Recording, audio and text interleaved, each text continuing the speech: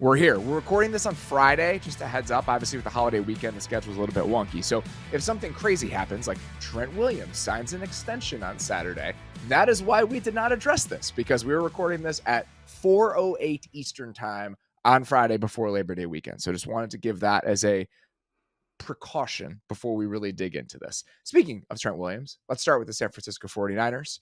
For all of these teams, we're doing their offseason in 60 seconds. Just a quick recap. Brandon Aiyuk, as of about a day ago, signs a 4-year, $120 million deal with $76 million guaranteed. Christian McCaffrey tacked on another 2 years to his deal with a little bit of an update. Juwan Jennings comes back. Leonard Floyd comes over in free agency on a 2-year deal. Yetur Gross-Matos comes over on a 2-year deal in free agency. Jordan Elliott as well from some interior defensive line depth. They also traded for Malik Collins with the Texans. Eric Armstead is gone. Chase Young is gone. Charlie Warner, Sam Darnold, Javon Kinlaw.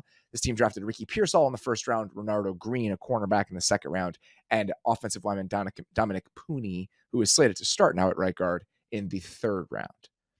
Blue chip check-in for the San Francisco 49ers, doing this for every team just to get a sense of like how many elite pieces we think every roster has. I think this is probably going to be the most robust one that we do of all of the teams that we discuss. How many blue chip guys did you have for the Niners?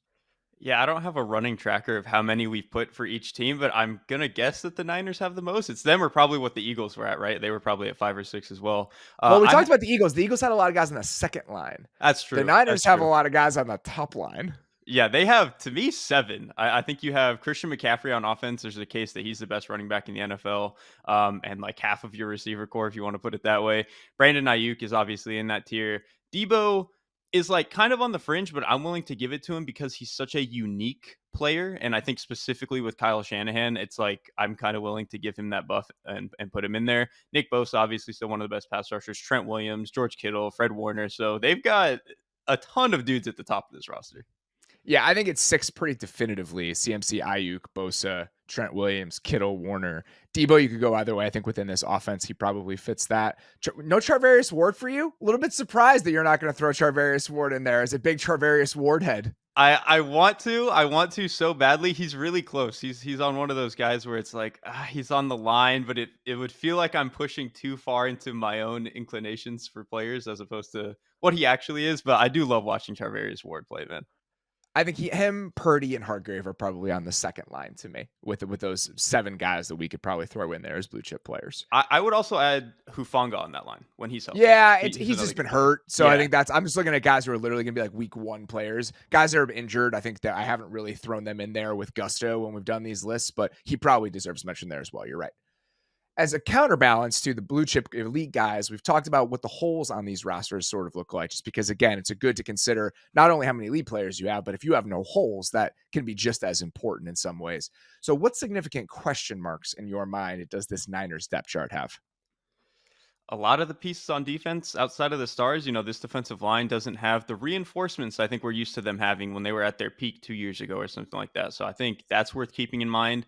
The second outside cornerback spot has still not been answered it's been years at this point, basically, pretty much since Emmanuel Mosley left. And then the offensive line, that one's weird because I don't think it's a very good offensive line outside of Trent Williams, but also it kind of just hasn't mattered with Kyle. So I don't actually think it's that big of a problem. I think it'll probably be fine.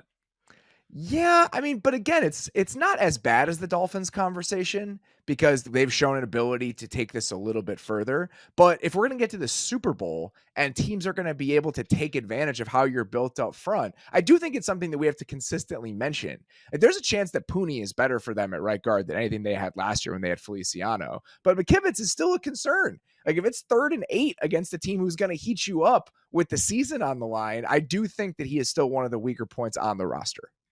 That's a fair point because a lot of Purdy's worst games and his worst moments were when they were getting too much pressure for him to deal with, because he can make some good plays under pressure, but at a certain point he can get a little bit crowded. And so, yeah, maybe against the best teams at the end of the road, it'll be a problem. The second outside cornerback spot I think is worth mentioning. We'll talk about Yadam a couple different times on this show, but relatively it's one of the weaker points on the roster. And then I think the defensive line just isn't what it used to be. I mean, the Gross-Matos, Leonard Floyd duo at that other edge spot. I mean, this is trying to think of other guys I've been along that defensive line. Like Eric Armstead, I know he's played a lot inside, but like Eric Armstead's not walking through that door anymore. This is a different era that we've entered up front. So I think that's absolutely worth mentioning when you compare it to previous iterations of this roster. What are you watching the first month of the season for the Niners?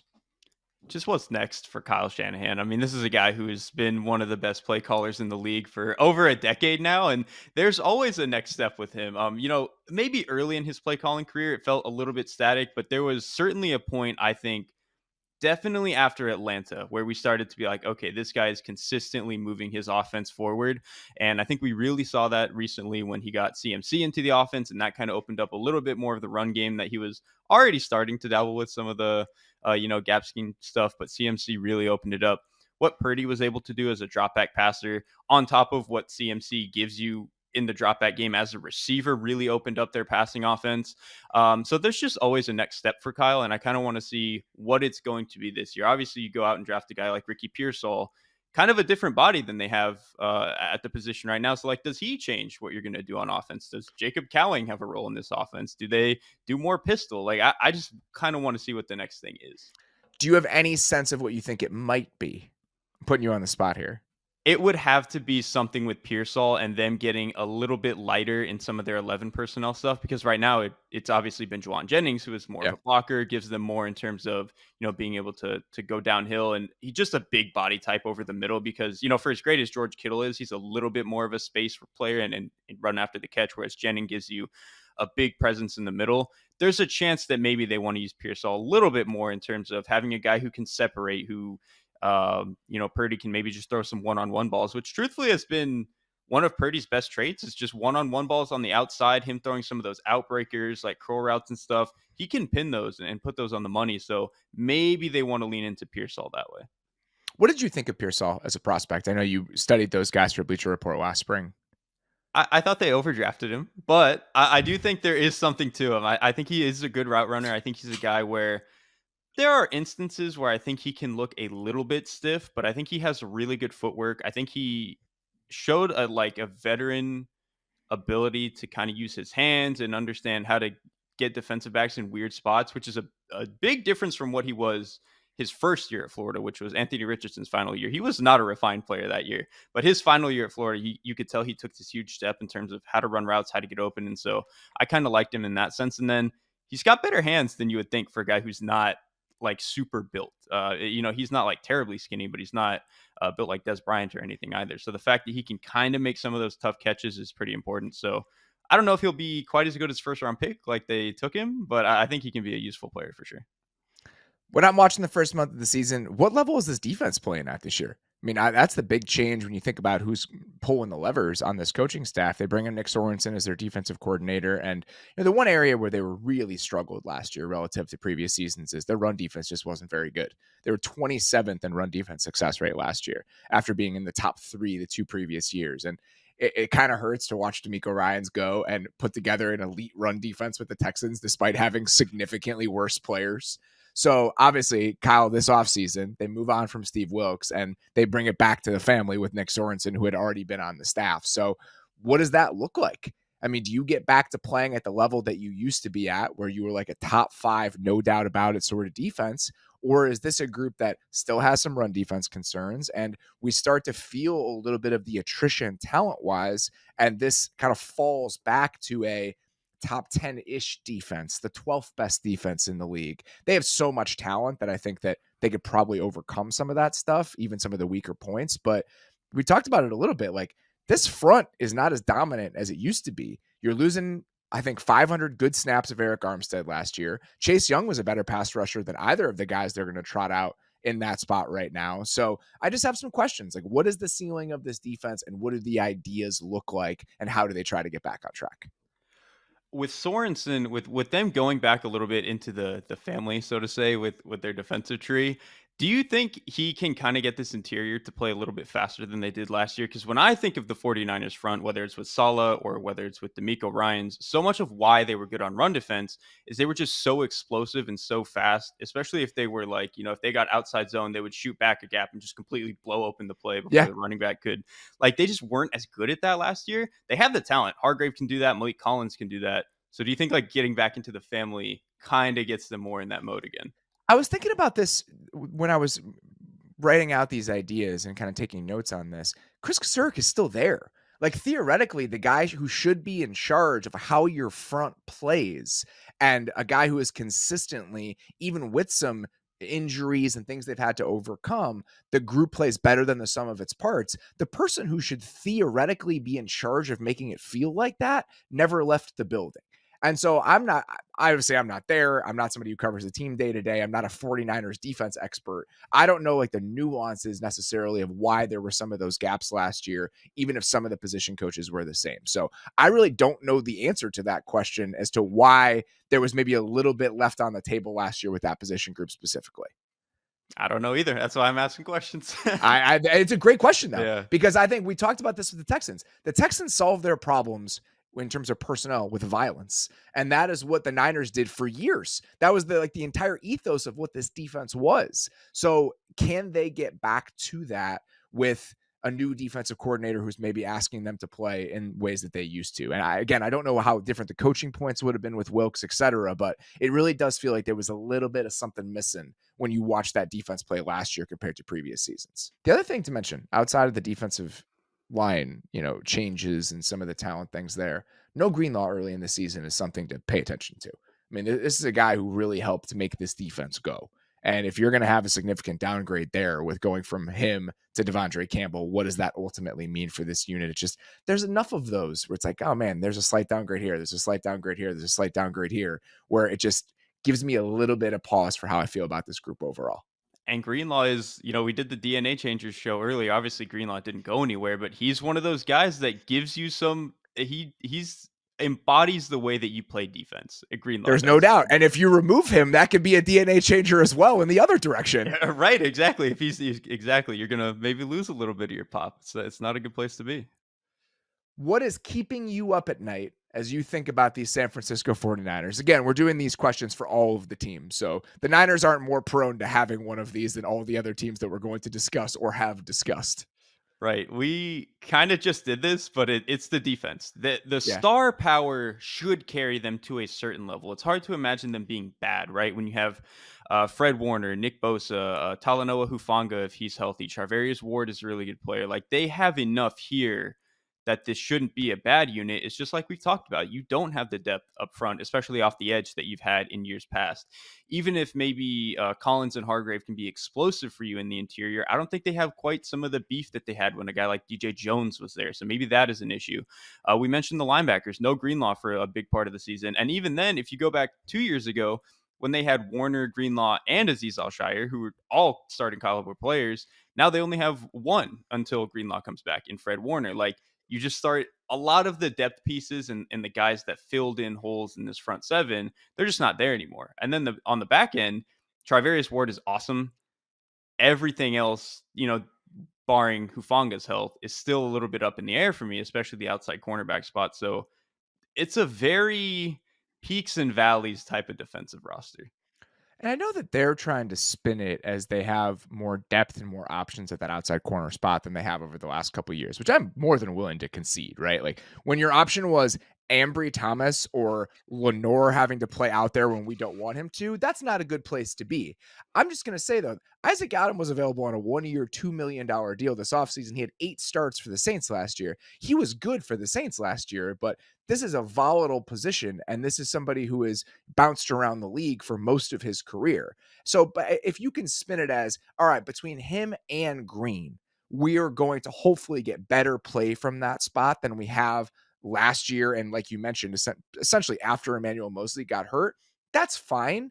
But I think that trying to paint it as some strength across from Charvarius Ward, I'm just not ready to say that yet. Like I need to see it from both of those guys for a little bit longer before I'm willing to say this cornerback room is just set. I'm not worried about it at all.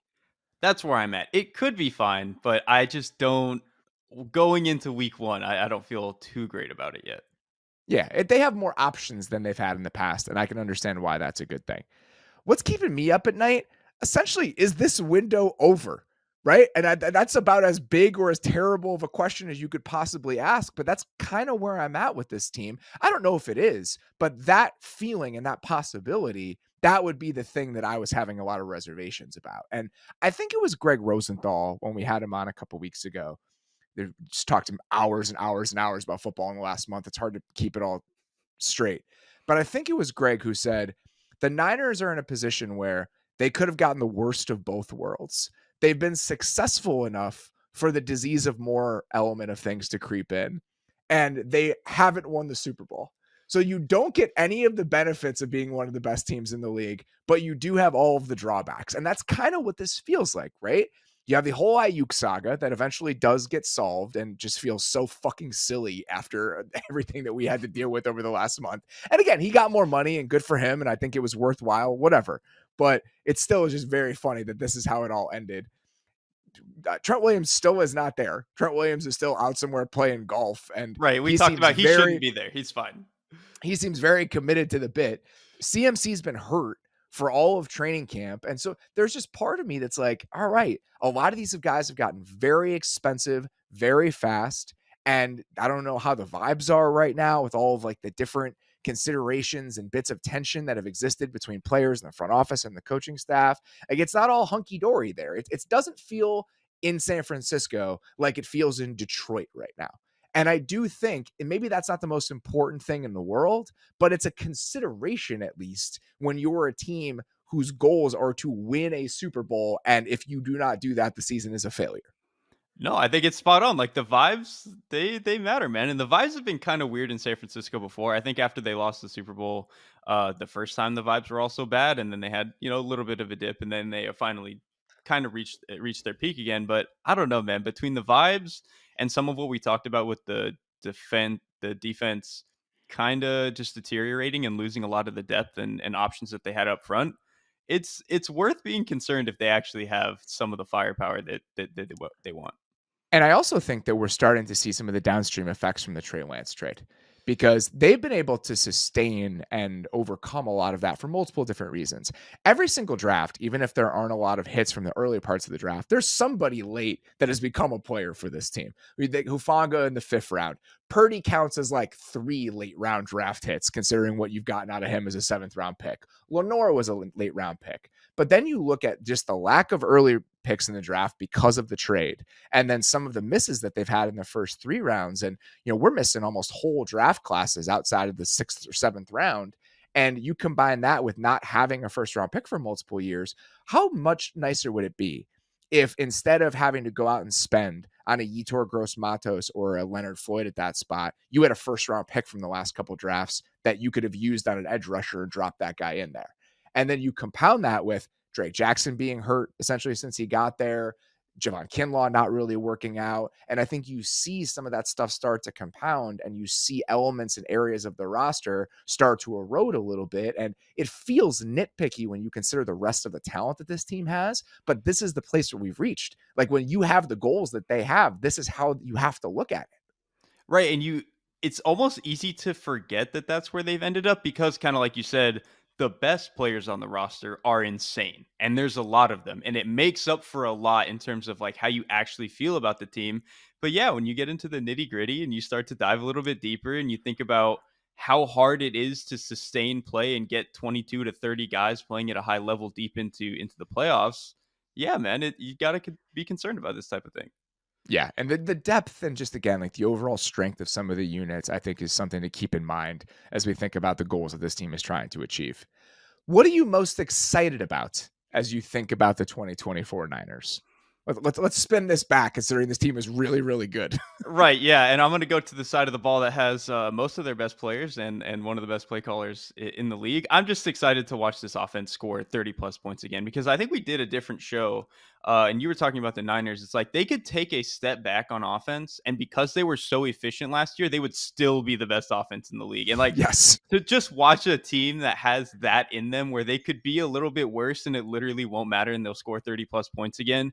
And what I just talked about earlier about there's going to be some sort of next step here for Kyle, and that's always fun to watch. I mean, when you just have this collection of skill players, a quarterback who, even if I didn't love him at first, I do think is ascending and a little bit coming into his own, and Kyle just being an unbelievable one of the best play callers I've ever seen, it's going to be a lot of fun to watch this offense every single week. Yeah, I'm excited to. My answer is the same. I'm excited to watch one of the best offenses I've ever seen try to do it again with most of the same players. It's insane how much talent they have. Like I cannot remember after a decade of covering, watching, paying attention to the NFL, with this level of attention and detail. There's never been a skill position group like this. I mean, the pure level of talent that they have combined with how complementary the skill sets are. Like the way that Aiyuk fits with Debo and the way that Kittle can exist within this offense and what use check is and how it kind of defines the identity that they have and how McCaffrey just brought it all together. Right. I mean, even in the moment when they traded for McCaffrey, I was like, oh, that's a lot to give up. You essentially gave up a first round pick for a guy who's been a little banged up and, how much are you going to spend on running backs and da, da, da, da, da. And I was just more wrong than I ever could have been about what his skill set would do to tie it all together. Because like you said, it was just this muse for Shanahan to take things in a slightly different direction. And so you consider all of that together and you pair it with the quarterback who I'm with you, has really impressed me in certain moments. And I think has kind of changed the way I think about him in a lot of different ways. And I think is well suited, similar to everything else. It just fits this. He fits what they want to be, and he's able to unlock it in ways that other quarterbacks, even with more physical talent, might not be able to. And it's just a blast to watch. I mean, it is unlike any offensive product I can remember watching in the NFL just because of how unique it is. That's why it feels so fun, because I think during the Jimmy G era with San Francisco, obviously they had really good offenses and it was still a machine in a lot of ways. But there's just a little bit more of like a freedom and creativity and interest element when they have now Purdy, who can do a little bit more in the dropback game, and then CMC, who can you could line him up literally anywhere but the offensive line, and he's going to give you good snaps. So it's he just might be their best right tackle right now. Listen, with as good as he can play every other position, I'm not gonna rule it out. Yeah, I just think that when they're really humming and just the ideas and just like the ways they get guys in space and just all the little tiny wrinkles, the little bumper motions from McCaffrey and just like what that does to defenses. And we've done that with the Dolphins a lot because I think the Dolphins stuff is weirder, if that makes sense. Like I think it's just like a little, it has to be. Exactly. It's weirder because it has to be. And I think because the Niners stuff, it's one notch lower on the weirdness scale. It's not as eye grabbing, but in reality, it's just as innovative as a lot of the stuff that the Dolphins are doing. And so that sort of creativity, this talent filtered through that sort of lens, this is the final product that we get. And it is fucking awesome. Yeah, you just get football exodia. It's ridiculous. All right. Your most important supporting character for this year's Niners team is the outside corners, and specifically Isaac Yiadom. If he can play, at the level he was playing at with the Saints last year and actually maintain that, as to, previously being a guy who's kind of fluctuated between replacement level and, around that level. So if he can play at a little bit of a higher level, that would be great. Or if Renardo Green just happens to be that guy and jumps into the lineup and plays at a high level. So one of those two guys giving them good, stable play outside. Yeah, I'm with you as well. Yiadom was on my list. And the other guy I was going to throw in there was Malik Collins. Like, can they get some pop from that second interior defensive lineman spot as a pass rusher if they're not going to be getting as much of it from the edge group this year? It's got to come from somewhere. Like, your front four is going to have to do some lifting when you want to play the way that this team does. So Collins and Yiadom as those two pieces on the defense, those are the ones that absolutely jumped out to me. There aren't a lot of supporting pieces on the offensive side of the ball. Like the right side of the line is pretty much it. And I do think that Purdy can give them much better play than they got last year. And he's really flashed in the preseason. So I'm excited to see what that looks like. What does a successful season look like for the San Francisco 49ers in 2024? I hesitate to say any team other than the Chiefs should go all the way to the Super Bowl. So I'm going to say the NFC title game. I think you have to at least get there and give yourself a chance. You could not be more wrong about this. I know, you think a successful season for the Niners this year would be a return to the NFC Championship game? How many teams actually go back to back though? It's almost impossible. But I guess matter. Yeah, I guess it doesn't matter. It doesn't matter. In this case, it does not matter. They just paid Aiyuk. They're about to repay Trent Williams. They just paid Christian McCaffrey. They're going to have to pay Brock Purdy next year. They're going to carry over some Oh, the space, and Purdy they of can it move all. some money around. This is closing, man. Trent Williams is like my age right now. This is not going to go on forever. You aren't going to have a chance to do this every single year. They'll probably be okay in 2025, but we're getting a little bit deeper into this window. If they get back to the NFC Championship game and lose, you're not going to be able to find a single 49ers fan that's just like, oh yeah, that was a successful season. I'm happy about the way that went.